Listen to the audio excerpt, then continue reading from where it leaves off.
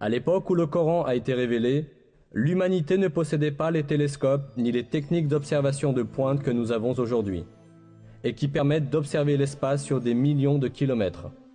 Elle n'avait pas non plus la connaissance moderne de la physique ou de l'astronomie. C'est pourquoi, à l'époque, il était impossible de déterminer scientifiquement que l'espace est plein de voies parfaitement tracées, comme l'affirme le verset. Cependant, ce fait est déclaré explicitement dans le Coran, qui a été révélé à cette époque, parce que le Coran est la parole de Dieu.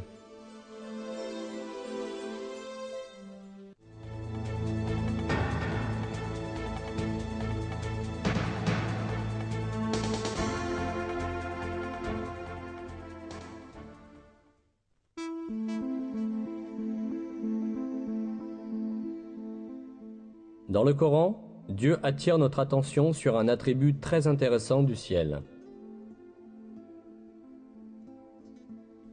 Nous avons fait du ciel une voûte protégée, et pourtant, il se détourne de nos signes. Cet attribut du ciel a été prouvé par la recherche scientifique effectuée au XXe siècle. L'atmosphère entourant la Terre exerce des fonctions cruciales pour la continuité de la vie.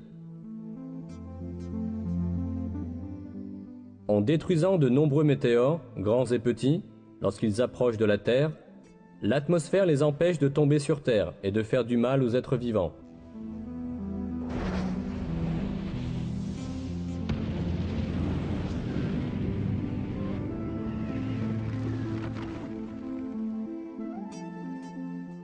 L'atmosphère filtre les rayons lumineux provenant de l'espace qui sont nuisibles pour les êtres vivants.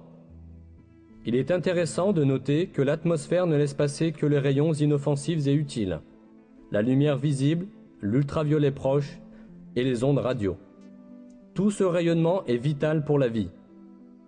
Les rayons ultraviolets proches, que l'atmosphère ne laisse que partiellement passer, sont très importants pour la photosynthèse des plantes et pour la survie de tous les êtres vivants.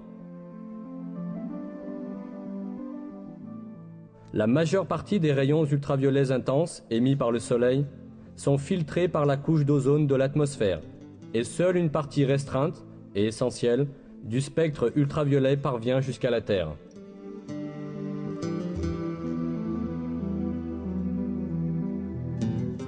La fonction protectrice de l'atmosphère ne s'arrête pas là.